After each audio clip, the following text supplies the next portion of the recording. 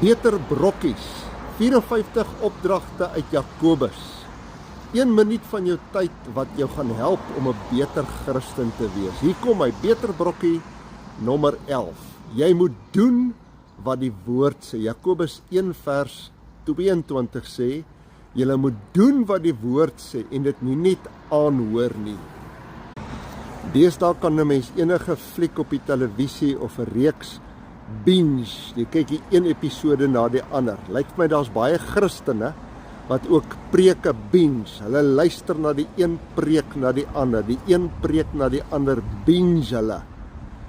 Dit gaan niks help nie. Jy moet doen wat die woord sê. Jakobus sê as jy dit doen, sal jy gelukkig wees. Kom ons bid saam. Here, help ons om daders van die woord te wees. Amen.